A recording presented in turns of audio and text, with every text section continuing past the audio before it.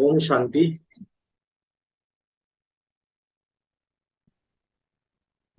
मेरी आवाज शांति। सुनाई दे रही है? हाँ जी। ओम शांति भाई जी। ओम शांति। तो शाला आई स्टार्ट द टॉपिक?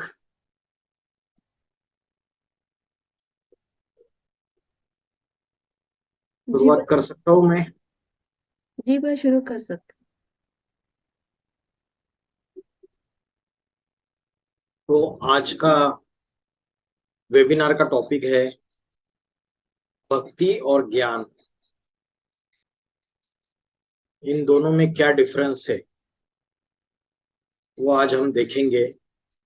भक्ति मार्ग और ज्ञान मार्ग, इसमें क्या अंतर है ये आज हम गहराई से जानेंगे। तो भक्ति और ज्ञान मार्ग समझने से पहले हमें ये जो सृष्टि का चक्र है इसकी नॉलेज होना बहुत जरूरी है। ये सृष्टि रूपी जो नाटक है, ये नाटक हूबहू रिपीट होता रहता है। रंगमंच होता है, रंगमंच पे अलग अलग एक्टर्स आते हैं, साइड एक्टर्स आते हैं, और ड्रामा होता है। फिर ड्रामा खत्म हो जाता है, फिर से ड्रामा रिपीट हो जाता है नेक्स्ट शो। तो same to same drama repeat होता रहता है। वैसे ये सृष्टि रूपी रंगमंच है। ये सृष्टि रूपी रंगमंच जो है ये चार युगों में बटा हुआ है। सतयुग, त्रेता युग, द्वापर युग और कलयुग। ये चार युगों का ये ड्रामा है। इसमें जो सतयुग और त्रेता युग है ये देवी देवताओं का राज्य है, और द्वापर युग और कलयुग है इसमें साधारण मनुष्य सृष्टि है। तो श्रीमद् भगवत गीता में दो ही प्रकार की सृष्टि बताई हुई है। एक है दैवी सृष्टि और दूसरी है आसुरी सृष्टि। तो द्वापर युग और कलयुग में मनुष्य राक्षसी वृत्ति के बन जाते हैं। कोई कम राक्षसी वृत्ति धारण करते हैं, कोई ज्यादा धारण करते हैं, नंबरवार है ऐसा।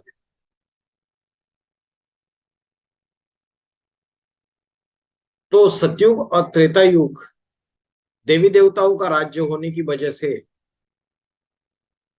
वह सुख ही सुख है, शाश्वत सुख शांति का राज्य है। दुख का नामो निशान नहीं है। किसी भी प्रकार की कोई बीमारी नहीं है, कोई कर्म भोग नहीं है, कोई चोरी चकारी नहीं है, कोई लूटपाट नहीं है, कोई धोखाधड़ी नहीं है। लेकिन द्वापर युग से मनुष्य के अंदर या देवी देवताओं जो है वो वाम मार्ग में चले जाते हैं। आत्माएं अनेक जन्म लेते लेते द्वापर युग में आत्मा के अंदर पांच विकार की प्रवेशता हो जाती है। काम, क्रोध, लोभ, मोह, अहंकार। ये पांच विकार आने से आत्मा के अंदर राक्षसीय वृत्तियां, आसुरी वृत्तियां पनपने लगती है। तो द्वापर युग और कलयुग जो है, इन दोनों युगों में मनुष्य पतित बनना शुरुआत हो जाता है। सतयुग और त्रेता युग में मनुष्य देवता समान है, पावन है। लेकिन द्वापर युग और कलयुग में मनुष्य आत्मा पतित बनना शुरुआत हो जाती है। पतित माना पापी, माना पांचों विकारों के अधीन। काम, विषय वासना, क्रोध, लोभ, मोह, अहंकार।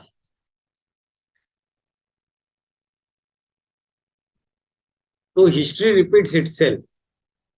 तो ये जो चक्र है ये घूमता रहता है। सतयुग के बाद त्रेता युग, त्रेता युग के बाद द्वापर युग, द्वापर युग के बाद घोर पापी कलयुग, और घोर पापी कलयुग का अंत हो जाता है। और फिर से आदि सनातन देवी देवता धर्म की स्थापना होती है, और फिर से नवयुग, सतयुग, सचखंड परमात्मा के द्वारा स्थापन होता है। तो ये जितने भी अलग अलग धर्म आते हैं वो द्वापर युग से आना शुरुआत हो जाती है। और ये सृष्टि का जो चक्र है ये टोटल चक्र 5000 ईयर्स का है। ये 5000 ईयर्स का ड्रामा है। इसमें सतयुग और त्रेता युग ये दिन है, और द्वापर युग और कलयुग ये रात्रि है। क्योंकि मनुष्य पतित बनना शुरुआत हो जाती है, अज्ञान अंधकार में जाना शुरुआत हो जाती है। तो सतयुग और त्रेता युग मिला के ये जो 2500 साल है, ये 2500 साल का दिन है। और द्वापर युग और कलयुग 2500 साल की रात्रि है।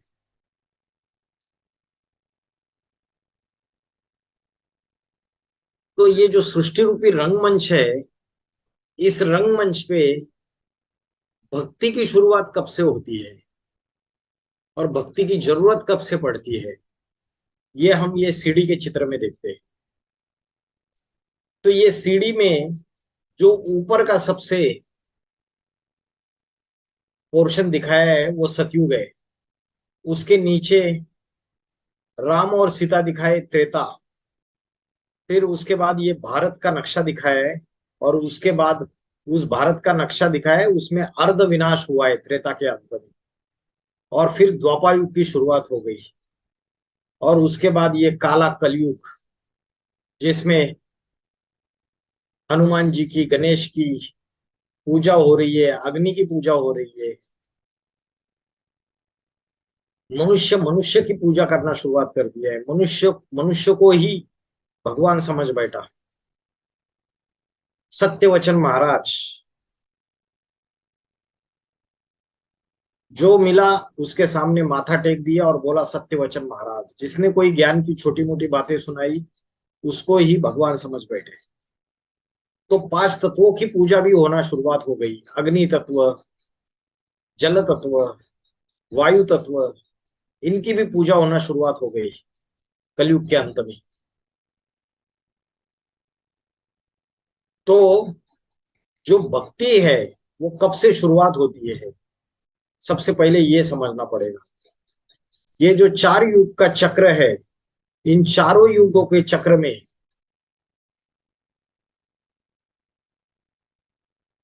जब सतयुग में आदि सनातन देवी देवता धर्म स्थापन हो जाता है, लक्ष्मी नारायण का राज्य की शुरुआत हो जाती है, तो सतयुग और त्रेता युग ये दोनों युगों में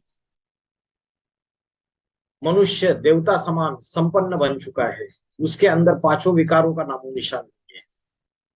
लेकिन जैसे ही अनेक जन्म लेते लेते सतयुग और त्रेता युग में आत्मा पतित बनना शुरुआत हो जाती है, आत्मा की जो शक्ति है वो क्षीण होना शुरुआत हो जाती है, आत्मा की बैटरी डिस्चार्ज होना शुरुआत हो जाती है। तो द्वापर युग से मनुष्य जो है वो देहाभिमानी बनता है। जो देवी देवता है वो साधारण मनुष्य कहलाते हैं। और जब से द्वापर युग से जब मनुष्य के अंदर पांचों विकार आना शुरुआत हो जाते हैं, काम क्रोध लोभ मोह अहंकार, उसी समय से भक्ति की शुरुआत हो जाती है। तो जब 5 विकार आते हैं तो दुख आता है। बोलते हैं दुख में सिमरन सब करे, सुख में करे न कोई। तो जब 5 विकार आते हैं तो उस दुख आने के बाद उस परमात्मा की याद आती है।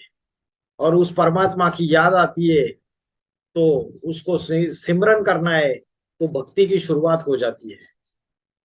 पहले पहले द्वापर युग के शुरू में शिवलिंग की स्थापना होती है राजा विक्रमादित्य द्वारा। और शिवलिंग की स्थापना होकर शिवलिंग की पूजा करना शुरुआत कर देते हैं, भक्ति करना शुरुआत कर देते हैं। राजा विक्रमादित्य द्वारा द्वापर युग के शुरुआत में पहले पहले ये भक्ति की शुरुआत हो जाती है। भक्ति पहले एक की होती थी और वो सतोप्रधान होती थी। मतलब अनेकों की भक्ति नहीं थी, अव्यभिचारी भक्ति थी। एक साधे सब सदे, सब साधे सब जाए। लेकिन द्वापर युग से अनेक जन्म लेते लेते आत्मा की शक्ति और क्षीण होती गई और अनेक देवी देवताओं की भक्ति शुरुआत हो गई। पहले एक शिवलिंग की पूजा होती थी, ऊंच से ऊंच शिव की पूजा होती थी। फिर धीरे धीरे धीरे धीरे अनेक अनेक देवी देवताओं की पूजा होने लगी। क्योंकि द्वापर युग और कलयुग में रावण राज्य फैल जाता है सारी सृष्टि में। रावण के 10 मुख दिखाए, उसका गहरा आध्यात्मिक रहस्य है। उसमें से जो 5 विकार है, 5 मुख है, वो पुरुष के 5 विकार है। और बचे हुए जो 5 मुख है 10 में से, वो स्त्री के 5 विकार है। ऐसा 10 मुख का 10 विकार रूपी प्रवृत्ति रावण राज्य की शुरुआत द्वापर युग से हो जाती है। तो जब से रावण राज्य की शुरुआत होती है, तब से भक्ति की शुरुआत हो जाती है। भक्ति में अंधकार होता है, भागना होता है। भक्ति माना भागना, एक जगह से दूसरी जगह भागना। मन को स्थिरियम करने के लिए अनेक जगह भागते रहते हैं, लेकिन मन स्थिरियम नहीं हो पाता है। तो द्वापर युग से भक्ति की शुरुआत हो जाती है। और द्वापर युग से जब कलयुग में आते हैं, आत्मा की शक्ति और क्षीण हो जाती है। आत्मा के अंदर तमो प्रधान जागृत हो जाता है। अपवित्रता, अशांति, दुख अति में बढ़ता चला जाता है। पांचों विकारों की आती हो जाती है। मनुष्य पूरी तरीके से इंद्रियों का भोगी बन जाता है, भोगवादी बन जाता है। तब कलयुग में ढेर सारे देवी देवताओं की पूजा करना शुरुआत हो जाती है। जो मनुष्य मनुष्य को ज्ञान की बात सुना रहा है, उसको ही भगवान समझ के बैठते हैं, उसके आगे ही माथा टेकना शुरुआत कर देते हैं। अग्नि, झाड़, जल तत्व, ऐसे पंच तत्वों की, जड़ तत्वों की पूजा करना मनुष्य शुरुआत कर देता है। तो भक्ति की शुरुआत द्वापर युग से होके पहले वो अव्यभिचारी रूप में होती है। और धीरे धीरे धीरे धीरे कलयुग आते आते भक्ति का स्वरूप व्यभिचारी हो जाता है। अनेक देवी देवताओं की पूजा करना शुरुआत हो जाती है।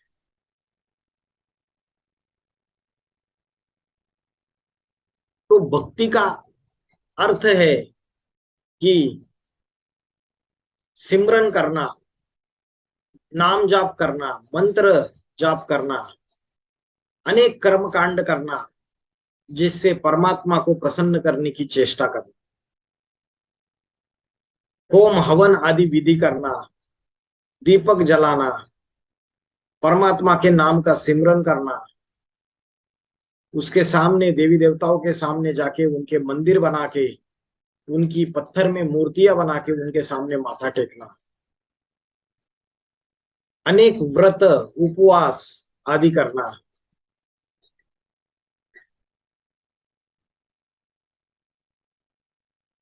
तीर्थ क्षेत्रों की जो अनेक अलग स्थान है, जहां स्वयं शास्त्रों में ये बातें बताई जाती है कि परमात्मा का जन्म हुआ, परमात्मा का अवतरण भूमि है, ऐसे स्थानों में जाके परिक्रमा लगाना, मंदिर में परिक्रमा लगाना,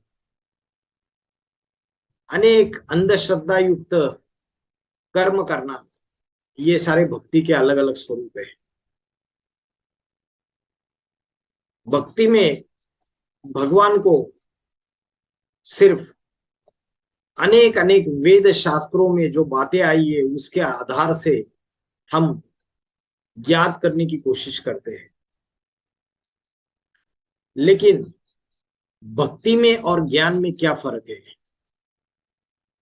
अनेक जन्म द्वापर युग से लेके कलयुग तक मनुष्य जो भक्ति करता है, उस भक्ति का फल ही कलयुग के अंत में उसको सत्य परमात्मा का ज्ञान मिलता है। तो अनेक जन्मों की भक्ति की जो प्रारब्ध है, जो प्राप्ति है, वो ज्ञान है। जिसने जितनी सतोप्रधान भक्ति की रहेगी, उसको उतना ही परमात्मा का सतोप्रधान ज्ञान मिलता है। जिसने जितनी ज्यादा भक्ति की रहेगी, उसको उतना ही ज्यादा ज्ञान मिलता है। तो ज्ञान ये भक्ति की सर्वोच्च अवस्था है।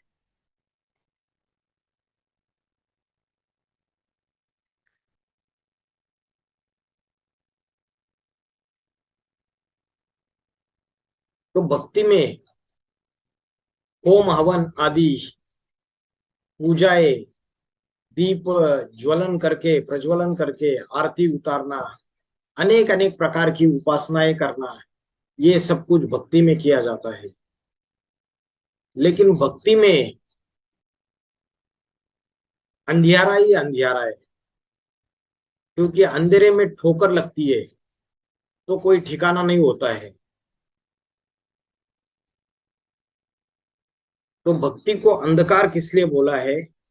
क्योंकि भक्ति में अल्पकाल की प्राप्तियों के लिए मनुष्य भागता रहता है। वो भारी साधनों में सुख ढूंढने की कोशिश करता है। यज्ञ, तप, होम, हवन आदि प्रक्रियाओं से परमात्मा की प्राप्ति करने की कोशिश करता है। लेकिन मनुष्य अपनी वास्तविक पहचान को भूल जाते हैं, अपने जन्म को भूल जाते हैं और अल्पकाल सुखों के पीछे भागते रहते हैं। तो मनुष्य की असली पहचान क्या है और परमात्मा कौन है, इसका जो असली परिचय है, यथार्थ परिचय है, वो ज्ञान मार्ग में मिलता है। भक्ति मार्ग में अल्पकाल की प्राप्ति के लिए व्रत रखते हैं, मन्नतें मांगते हैं देवी देवताओं के मंदिरों में जाकर। लेकिन ज्ञान मार्ग ये सदाकाल की प्राप्ति देने वाला है।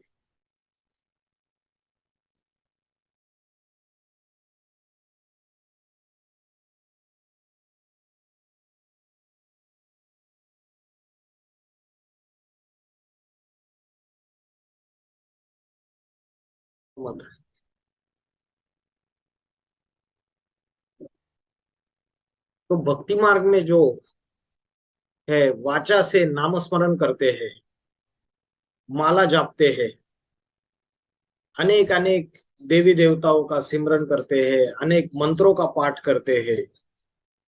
हाँ, उस ध्वनि के ज्ञान से अल्पकाल की प्राप्तियां जरूर हो जाती है। अल्पकाल की शांति भी मनुष्य महसूस करता है। मंदिरों में जाते हैं देवी देवताओं के, उन मंदिरों में जाके भी अनेक अनेक कर्मकांड करते हैं, अनेक अनेक आडंबर करते हैं, उससे भी अल्पकाल शांति जरूर मिल जाती है। लेकिन जो सदाकाल की सुख शांति है, शाश्वत सुख शांति है, वो मनुष्य को नहीं मिल रही है। हजारों सालों से मनुष्य भक्ति करता आ रहा है, लेकिन दुनिया नीचे गिरती जा रही है। दुनिया में पाप बढ़ते ही चले जा रहे हैं। आत्मा के ऊपर पापों का बोझा बढ़ता ही चला जा रहा है।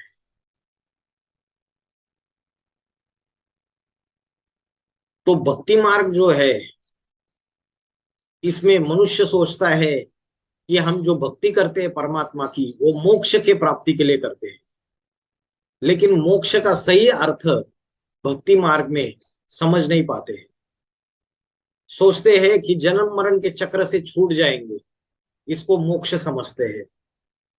लेकिन श्रीमद् भगवद गीता के आधार से परमात्मा की प्राप्ति होने के बाद जो असली मुक्ति, जीवन मुक्ति मिलती है, वो जीवन मुक्ति का सही अर्थ ये है कि दुख दर्दों से मुक्ति मिल जाती है।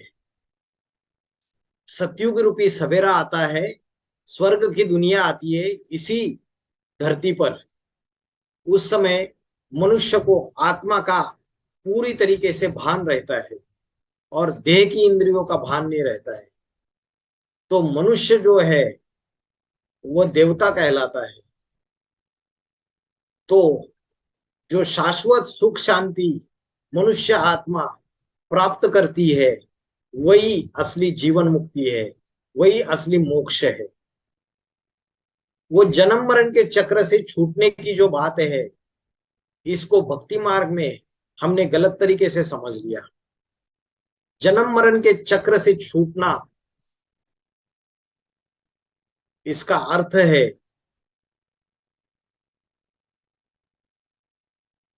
जन्म मरण के चक्र से छूटना, माना ऐसा नहीं है कि है ना कोई जन्म मरण में आता ही नहीं है।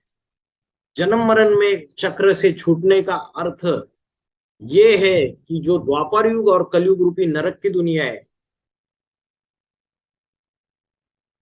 उस नरक की दुनिया में आत्मा फिर से जन्म नहीं लेती है। तो ऐसा भी समय इस सृष्टि के ऊपर आता है जब परमात्मा धरती पर स्वयं अति साधारण मनुष्य तन में अवतरित होते हैं। और जब अति साधारण मनुष्य तन में अवतरित होते हैं, उस समय परमात्मा सब मनुष्यों को आत्मा का ज्ञान देते हैं, यथार्थ ज्ञान देते हैं। तब मनुष्य जब अपनी आत्मिक स्मृति में टिक जाता है, आत्मा की अनुभूति करने लगता है, तो परमात्मा को साधारण मनुष्य तन में अवतरित हुए परमात्मा को पहचान लेता है। तो वो परमात्मा को यथार्थ रूप में याद करने लग जाता है। और यथार्थ रूप में याद करने से उसके अनेक जन्मों के पाप कर्मों का विनाश होना शुरुआत हो जाता है। जिसके लिए शास्त्रों में बोला, सन्मुख होई जीव मोही जबी, जन्म कोटि अगनाशई तबई। जब मनुष्य मेरे सन्मुख आता है, मुख के सामने आता है, तब उसके अनेक जन्मों के पाप कर्म विनाश हो जाते हैं। तो ज्ञान मार्ग में मनुष्य को आत्मा का ज्ञान मिलता है, परमात्मा का यथार्थ ज्ञान मिलता है। क्योंकि द्वापर युग से लेके कलयुग तक जो भक्ति करते हैं, उसमें हम देवी देवताओं को एक प्रतीकात्मक रूप में उनकी यादगार बनाते हैं, मंदिरों में, मस्जिदों में, चर्चों में, और उनको उनके सामने जाके माथा टेकते हैं। लेकिन उस ईश्वर को जो मंदिरों में पूजा करते हैं, मस्जिदों में उसकी उपासना करते हैं, चर्च में उसकी उपासना करते हैं, गुरुद्वारा में उसकी उपासना करते हैं, वह ईश्वर जब स्वयं इस सृष्टि पे अवतरित होता है, तो वह ऐसा ज्ञान देता है कि पापी कलयुग के बाद मनुष्य आत्मा पावन देवता समान बनकर नया सतयुगी रूपी स्वर्ग आएगा। और जब सतयुग रूपी स्वर्ग आएगा, तो आत्मा जो है वो 100%, 100% पावन बन जाएगी। इसी को सच्ची सच्ची जीवन मुक्ति कहा गया है। तो भक्ति मार्ग में बोलते हैं कि फलाना फलाना जो गुरु है वो पार निर्वाण चले गए, गौतम बुद्ध पार निर्वाण चले गए, अनेक संत समाधि अवस्था में चले गए। लेकिन वास्तविकता ये है कि कोई पार निर्वाण में जाता ही नहीं। फिर से इसी दुनिया में आत्मा जन्म लेती है और जन्म मरण के चक्र में अटकती रहती है, जब तक परमात्मा स्वयं इस सृष्टि पर अवतरित होते नहीं है और स्वयं परम शिक्षक, टीचर बनके, सदगुरु बनके आत्मज्ञान मनुष्य को प्रदान नहीं करते हैं, सदगुरु बनके इस सृष्टि पे अवतरित नहीं होते हैं, तब तक ना कोई सदाकाल के लिए पार निर्वाण जाता है, ना कोई सदाकाल के लिए मुक्ति को प्राप्त होता है, और ना कोई सदाकाल की समाधि की अवस्था प्राप्त कर लेता है। समाधि का अर्थ है संपूर्ण अधिमाना अंदर। तो संपूर्ण आत्मिक स्मृति जागृत हो जाना, संपूर्ण अंदरूनी सुख महसूस करना, इसका अर्थ है समाधि। लेकिन भक्ति मार्ग में क्या करते हैं, एक गड्ढा तैयार करते हैं, उस गड्ढे में अंदर जो भी संत महात्माएं वो जाते हैं और बाद में अपनी श्वास प्रश्वास की प्रक्रिया को धीमी करते हुए कुंभक लगा देते हैं और उसको समाधि बोलते हैं। वास्तविकता ये है कि अगर दुनिया में कोई पार निर्वाण में गया होता,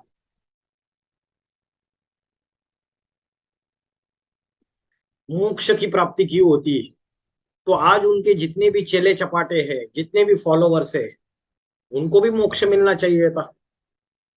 और अगर मोक्ष मिलता, अगर जीवन मुक्ति मिल जाती थी, जन्म मरण के चक्र से छूट जाते थे, और कई संत महात्मा अगर छूटे हुए तो जो दुनिया की जनसंख्या है वो कम होनी चाहिए थी, लेकिन वो तो लगातार बढ़ती जा रही है।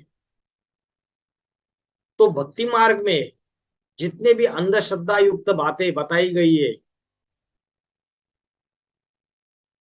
उससे मनुष्य और ही पतित बनता गया, और ही नीचे गिरता गया, दुखी बनता गया। तो भक्ति मार्ग में कर्म कांडों की प्रधानता होती है, उसमें हवन आहुति आदि करते हैं। तो एक है जड़ अग्नि तत्व, उसमें घी, चावल, अनेक अनेक प्रकार के अनाज, इनकी आहुति कर देते हैं। लेकिन ज्ञान मार्ग में इसका गहरा अर्थ पता चल जाता है कि परमात्मा आके कलयुग के अंतिम समय में इस सृष्टि के ऊपर अति साधारण मनुष्य तन में जब अवतरित होते हैं, तो वो ज्ञान यज्ञ रचते हैं। और जब ज्ञान यज्ञ रचते हैं, तब जो मनुष्य परमात्मा के इस ज्ञान यज्ञ में अपने तन की, अपने मन के विकारी संकल्पों की, अपने धन की आहुति लगा देता है, वह असली ज्ञान यज्ञ है, और वो ही असली आहुति है।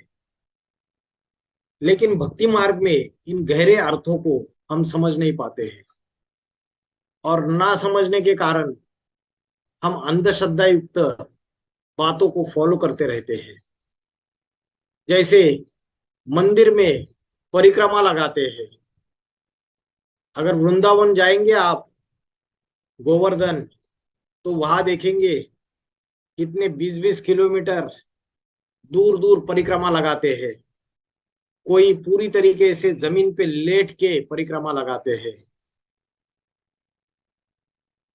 तो शरीर को तपाते हैं,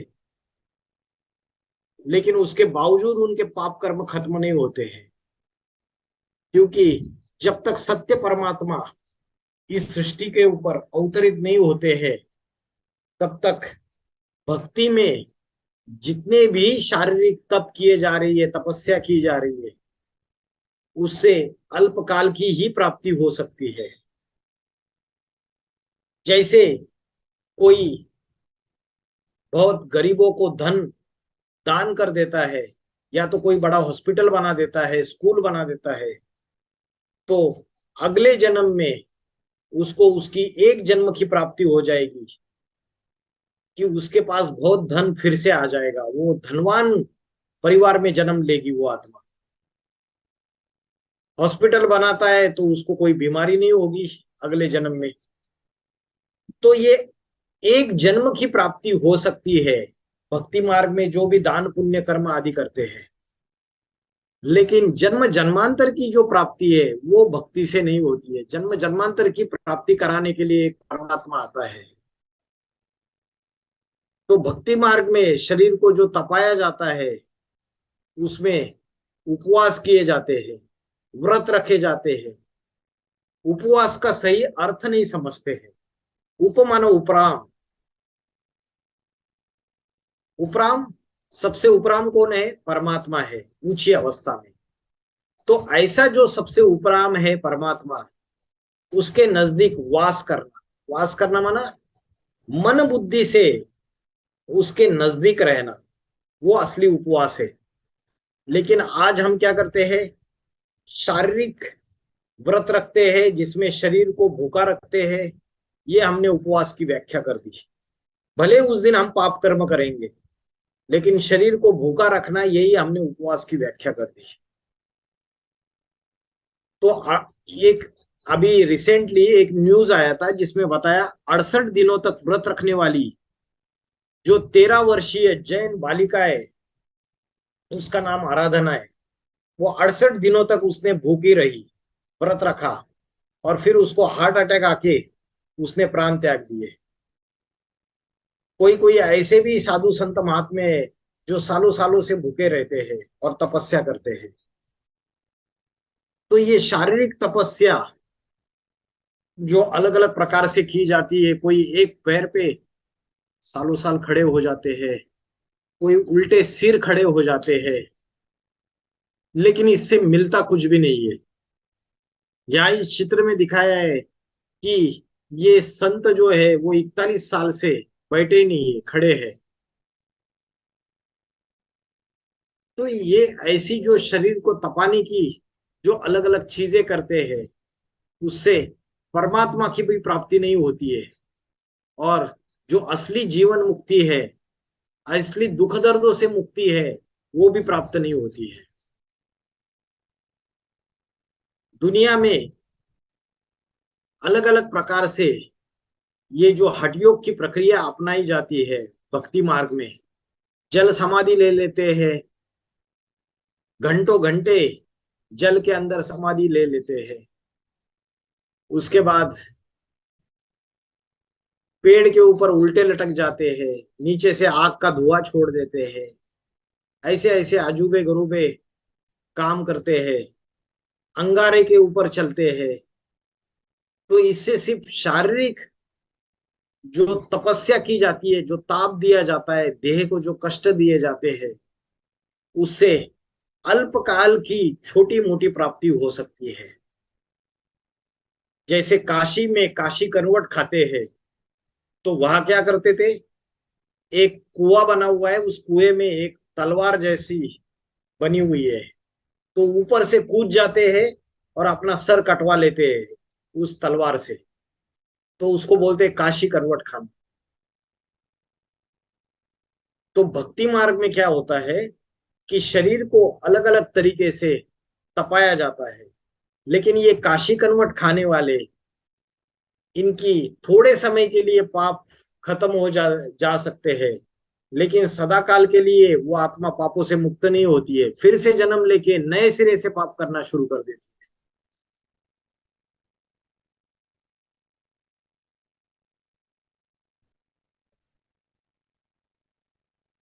इस चित्र में दिखाया है कि तमिलनाडु में ऐसी एक परंपरा है, ऐसी एक रिचुअल है, जिसमें ये जो माताएं बैठी हुई है, उनके सर के ऊपर नारियल फोड़ा जाता है।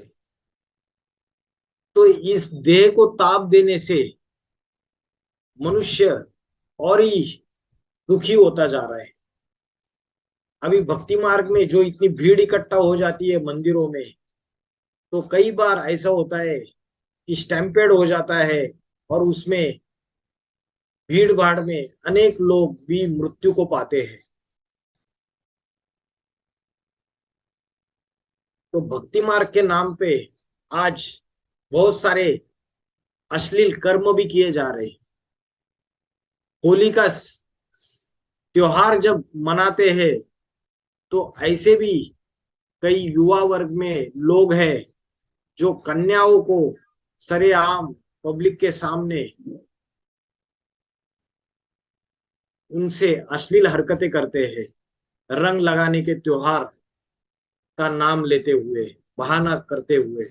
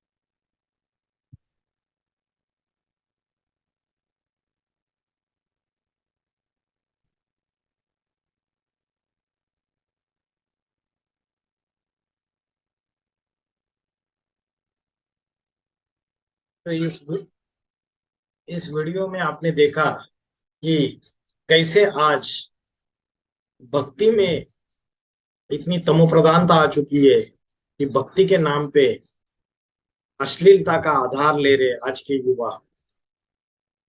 नवरात्र, गणेश पूजा, इन उत्सवों में, इन त्योहारों में कई सारे मनुष्य शराब पी के फिल्मों के अश्लील गानों के ऊपर नृत्य करते हुए नजर आ रहे हैं। तो भक्ति अपनी तामसी अवस्था को अभी प्राप्त कर चुकी है कलयुग के अंतिम समय में।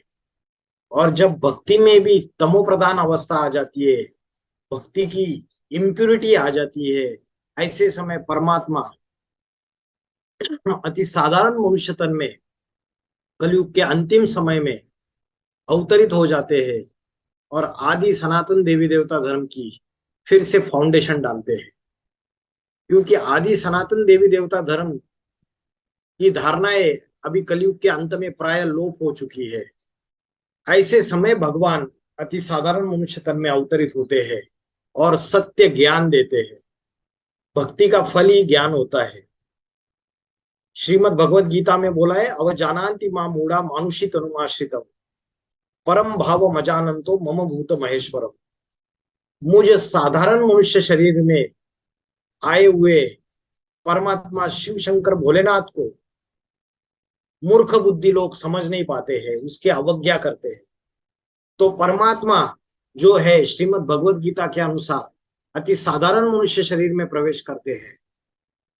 परमात्मा का दिव्य जन्म है। जैसे हम तुम मनुष्य मात्र माँ के गर्भ द्वारा जन्म लेते हैं, जन्म मरण के चक्र में आते हैं, लेकिन परमात्मा जो है वो जन्म मरण के चक्र से न्यारा है। वो माँ के गर्भ द्वारा जन्म नहीं लेता है, वो अजन्मा है, उसका दिव्य जन्म है, जिसके लिए श्रीमद् भगवत गीता में अध्याय 10 के दूसरे श्लोक में बोला है, न मे विदु सुरगनाहा प्रभवम न महर्षया। मेरे दिव्य जन्म को, मेरी उत्पत्ति को, दिव्य तरीके से अवतार को न देवतागण न महर्षिगण कोई भी मुझे नहीं जानता है, क्योंकि मैं ही देवताओं का आदि देवत हूं। तो इस श्लोक में परमात्मा के दिव्य जन्म के बारे में बताया गया है। अध्याय 14 का 9वां श्लोक, उसमें भी बोला है, जन्म कर्म चमे दिव्यम एवं यो वेत्ति तत्वता। जो मेरा दिव्य जन्म और दिव्य कर्म इसको तत्व से जान लेता है, त्यक्त्वा देहम पुनर्जन्म नैति मामेति सोऽर्जुन, तो वो पुनर्जन्म को प्राप्त नहीं होता है। इसका मतलब क्या कि वो जन्म नहीं लेगा। परमात्मा को जानने के बाद जन्म लेता है, लेकिन इस नारकीय दुनिया में, दुखी दुनिया में, नारकीय संसार में वो आत्मा फिर से जन्म नहीं लेती है। वो स्वर्ग में ही प्राप्ति होती है। जो सतयुगी रूपी सवेरा है, स्वर्ग की दुनिया है, वही वो आत्मा जन्म लेती है। इस नारकीय दुनिया में पुनर्जन्म नहीं लेती।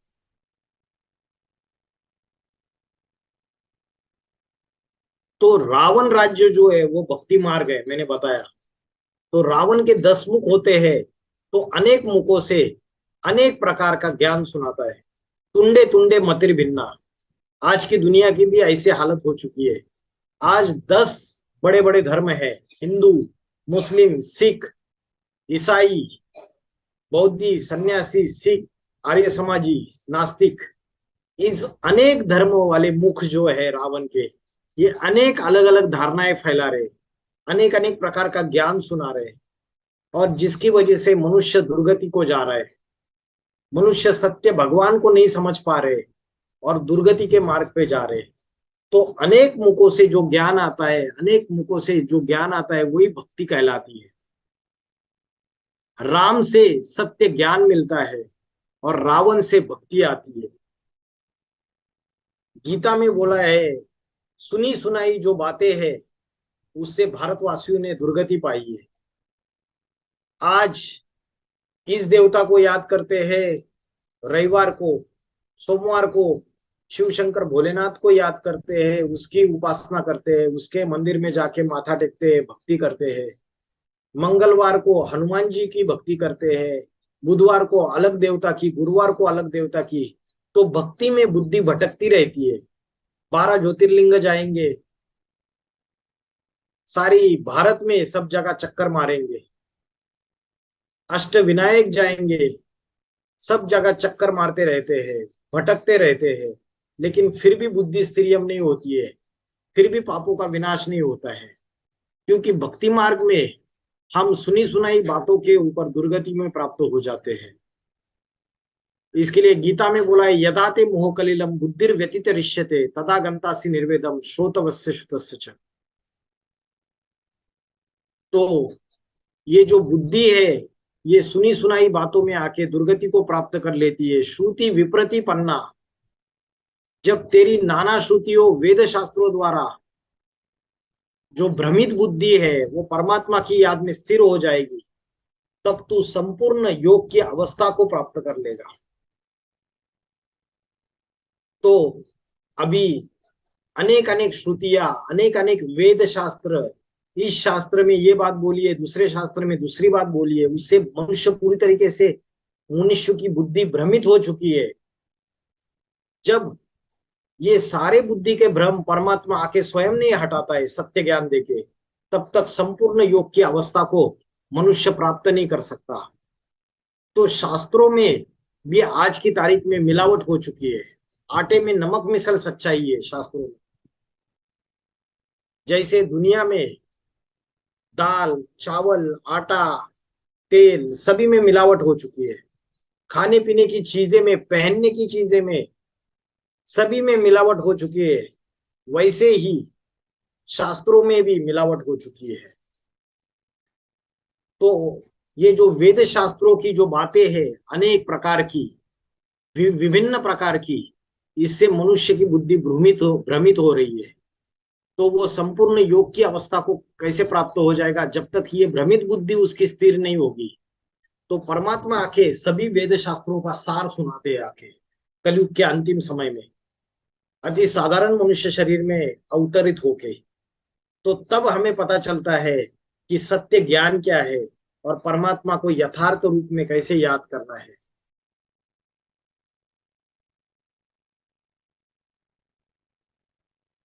तो जैसे भक्ति में हम दीपक जलाते हैं, तो ज्ञान में उसका गहरा अर्थ है, ये आत्मा रूपी दीपक जलाने की बात है।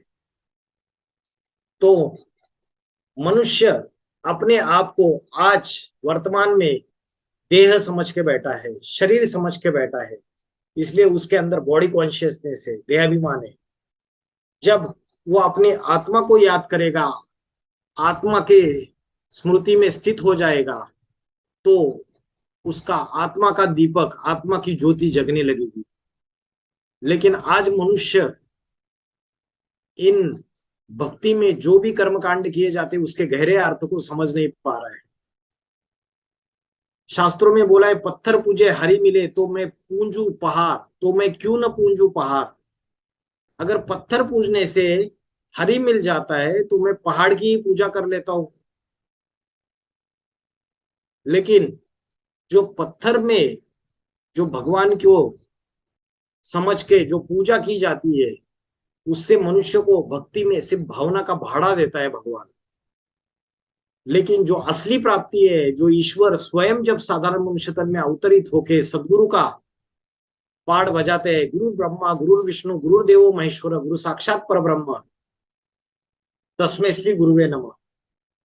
तो जिस समय परमात्मा सदगुरु का पाठ बजाते हैं ब्रह्मा विष्णु महेश द्वारा इस सृष्टि पे अवतरित होते हैं, उसी समय सत्य ज्ञान प्रदान करते हैं मनुष्य को। गीता में भी आया है, ज्ञान निर्धुत कलमशा, स्थूल पानी से केवल शरीर को साफ किया जा सकता है, लेकिन ज्ञान जल से तो आत्मा के अनेक जन्मों के पाप कर्मों को भस्मसात किया जा सकता है।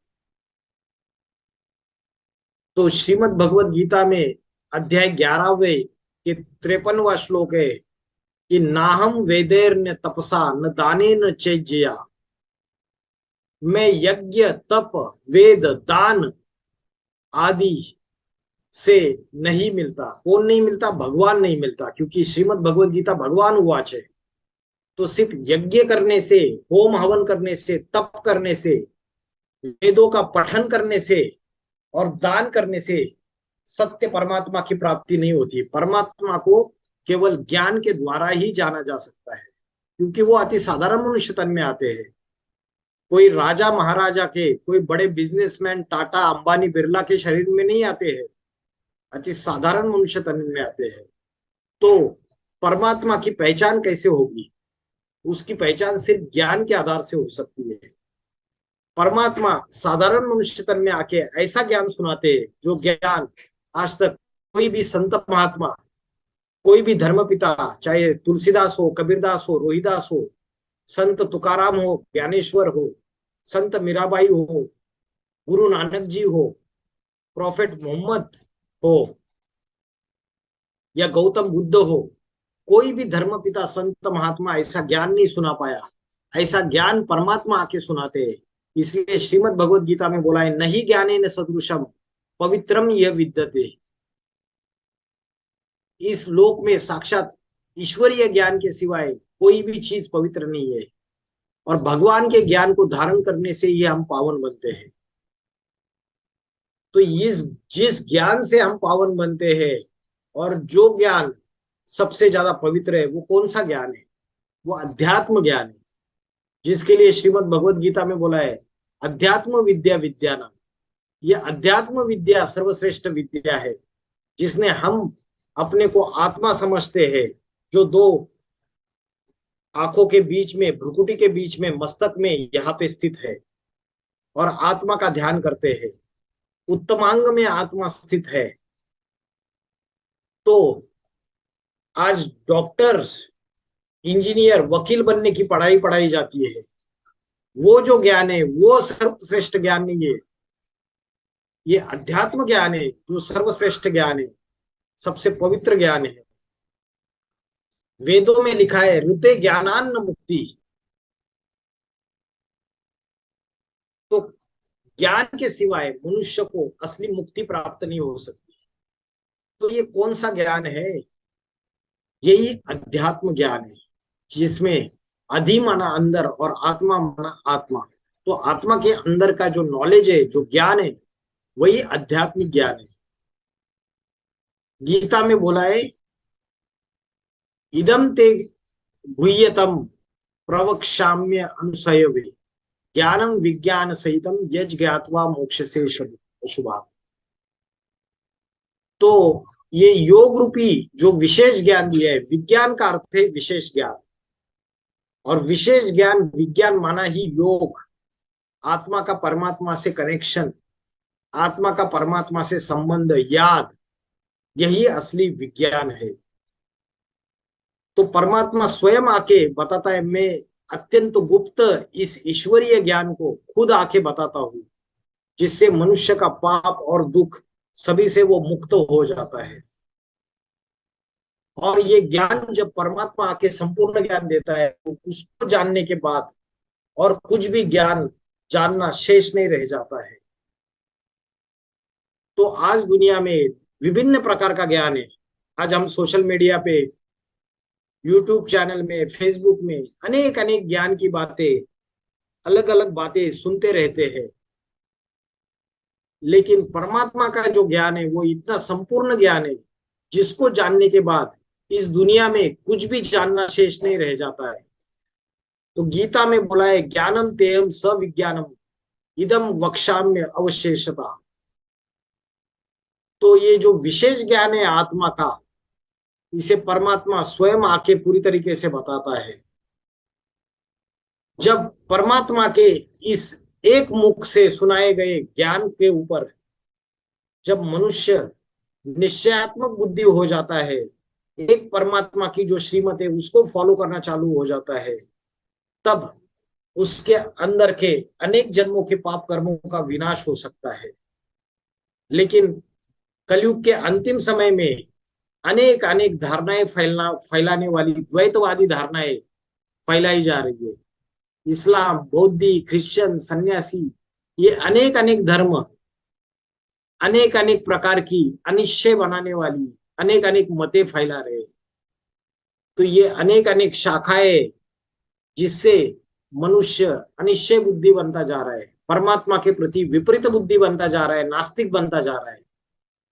इसके लिए बताया है, विनाश काले परम पिता परमात्मा से विपरीत बुद्धि विनश्यंती, और विनाश काले परमात्मा से प्रीत बुद्धि विजयंते। तो जब विनाश काल आता है तो मनुष्य की बुद्धि क्या बन जाती है? पूरी तरीके से पत्थर बुद्धि बन जाती है, विकृत बुद्धि बन जाती है। वो विषय विकारों में इतना रमन करता है, इतना मगन हो जाता है कि वो आत्मा के ज्ञान को भूल जाता है, और उसकी वजह से उसको सच्ची सच्ची जीवन मुक्ति मिल नहीं पाती है, सच्ची आत्मा की सदगति हो नहीं पाती है। तो सच्ची सदगति करने के लिए जो सत्य परमात्मा है, जिसे सत्यम शिवम सुंदरम कहा है, वो जब तक इस सृष्टि पे अवतरित नहीं होता है, क्रिश्चियन लोग बोलते हैं गॉड इज ट्रूथ, ज्ञान अंजन सदगुरु दिया, अज्ञान अंधेर विनाश। तो जब परमात्मा आके स्वयं ज्ञान का ये अंजन देता है, तो भक्ति रूपी जो अज्ञान है, अंधश्रद्धा का ज्ञान है, इसका विनाश हो जाता है। तो भगवान आके ज्ञान का दीपक देते हैं, ज्ञान का दीपक जलाते हैं, आत्मा का दीपक जलाते हैं। इसको भक्ति मार्ग में हम अलग अलग प्रकार के त्योहार तो मना लेते हैं, लेकिन उनको गहरे आध्यात्मिक रहस्यों को नहीं समझ पाते हैं। पिछले सेशन में हमने देखा कि भारत में हिंदू धर्म वाले जो अनेक अनेक प्रकार के त्योहार मनाते हैं, उसका गूढ़ आध्यात्मिक रहस्य वो जानते नहीं है। उसका गूढ़ आध्यात्मिक रहस्य स्वयं परमात्मा के कलयुग के अंतिम समय में, संगम युग में आकर ये बात बता रहे हैं।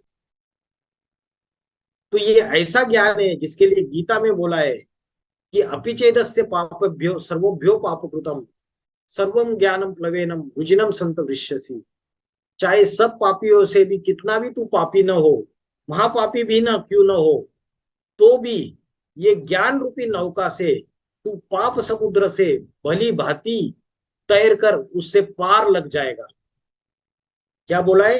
कोई व्यक्ति कितना भी महापापी हो, लेकिन वो ज्ञान रूपी नौका से इस पाप समुद्रों से पार हो जाएगा। तो ये ज्ञान की नौका कौन सी ज्ञान की नौका है? जिसके लिए शास्त्रों में बोला है, शंकर चाप जहाज जय चढ़ उतरे पार नर बूढ़त सकल संस्कार, बूढ़त सकल संसार। तो ये शंकर, शिव शंकर भोलेनाथ जब अति साधारण मनुष्य तन में इस सृष्टि पे अवतरित होते हैं, तो उनका जो शरीर रूपी जहाज है, वही सारी सृष्टि को पार लगाता है। अगर उसका ध्यान करेंगे, उसको यथार्थ रूप में याद करेंगे, उसके ज्ञान को अपने जीवन में धारण करेंगे, तो इस पापी सृष्टि से हम पार होके, इस पांचों विकारों से पार होके आत्मा सदा काल के लिए पवित्र सुख शांति का अनुभव कर सकती है। तो भगवान अभी वर्तमान में कलयुग के अंतिम समय में, संगम युग में राम के रूप में अवतरित होकर, ये अनेक मुख वाला जो रावण है, जो भक्ति की अनेक बातें फैला रहा है, उसका अंत कर देते हैं। भगवान आके जो बाण मारते हुए दिखाए, वो ज्ञान का बाण है, वो ज्ञान के तीर है। और इसका अंत करके जो नई दुनिया आती है, उसे राम राज्य कहा जाता है, जहां एक भाषा, एक धर्म, एक जाति, एक न्यायपालिका, एक राजा, एक राज्य होगा। आज भारत में किस बात पे डिबेट चल रही है? बहुत जोर शोर से हंगामा चल रहा है। बोल रहे हैं यूनिफॉर्म सिविल कोड लाना है। क्या होता है यूनिफॉर्म सिविल कोड? यूसीसी। इसका मतलब एक राज्य, इसका मतलब एक देश, एक ही कानून होना चाहिए। चाहे हिंदू हो, मुस्लिम हो, क्रिश्चियन हो, कोई भी जाति धर्म के लोग हो, सबके लिए एक कानून होना चाहिए, वन नेशन वन लॉ। लेकिन परमात्मा आके सिर्फ एक देश की बात करते हैं या पूरे वर्ल्ड की बात करते हैं? वसुदेव कुटुंबकम, वर्ल्ड इज वन फैमिली। तो परमात्मा आके इस सारी सृष्टि में, इस सारे वर्ल्ड में यूनिफॉर्म सिविल कोड लाते हैं। सिर्फ भारत में नहीं, इस सारे वर्ल्ड में यूनिफॉर्म सिविल कोड लाते हैं। अनेक जाति, अनेक धर्मों का विनाश कर देते हैं, झूठी परंपराओं का, जो अनेक झूठी झूठी परंपराएं, जो अनेक अनेक रिचुअल्स चल रहे, भक्ति मार्ग की अंधश्रद्धाएं चल रही है, उन सभी का विनाश कर देते हैं। और एक आदि सनातन देवी देवता धर्म की स्थापना करते हैं, जहां एक राज्य, एक भाषा, एक जाति, एक प्रकार की न्यायपालिका, एक प्रकार का न्याय। तो ऐसी सृष्टि स्थापन कर जाते हैं।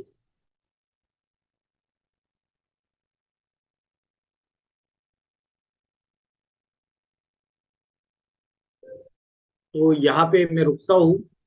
मेरा आज का विषय था ज्ञान मार्ग और भक्ति मार्ग में क्या अंतर है। तो मैंने शॉर्ट में आपको इस चीज के बारे में बताया है। आध्यात्मिक विश्वविद्यालय के द्वारा स्वयं परमात्मा आध्यात्मिक ज्ञान दे रहे, और परमात्मा अति साधारण मनुष्य तन में आके इस सृष्टि का ज्ञान के आधार से परिवर्तन कर रहे, जिसमें आत्मा का ज्ञान, सृष्टि चक्र का ज्ञान, सृष्टि के आदि मध्य अंत का ज्ञान, और पतित आत्मा का पावन देवात्मा में कैसे परिवर्तन होगा, इसका ज्ञान परमात्मा द्वारा दिया जा रहा है। तो आप सभी लोग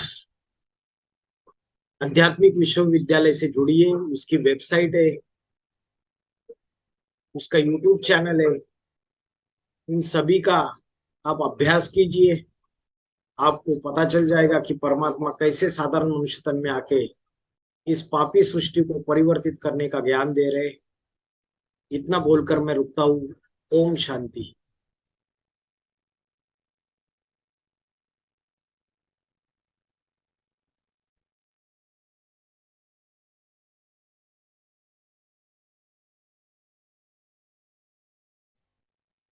ओम शांति।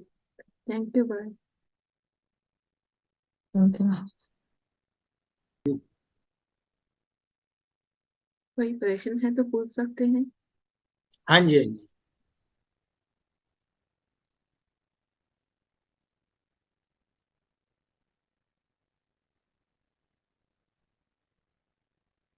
किसी को कोई क्वेश्चन है तो पूछ सकते हैं। आप अपना स्पीकर अनम्यूट कर सकते हैं और प्रश्न पूछ सकते हैं भाई से ना। हाँ, थैंक यू भाई। पूछना तो खैर कुछ नहीं है, आपने बहुत अच्छा समझाया। पहले गीता पढ़ते थे भी तो पूरी इतनी समझ नहीं आती थी, तो अभी आपने जो पहले भी समझाया था आज, तो थोड़ी समझ आ गई। इतनी समझ नहीं थी, अभी आपको सुनने से, ज्ञान को सुनने से बहुत समझ आ रही है। आपका बहुत बहुत थैंक यू। माता जी, आपका नाम जान सकते हो? जी, निर्मला। निर्मला माता जी, ठीक है। और कोई पूछना चाहते हैं?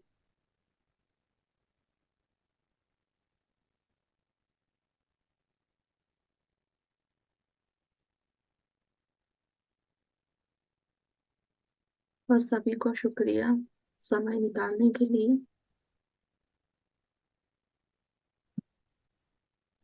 शुक्रिया आपका भी भाई का भी बहुत बहुत शुक्रिया।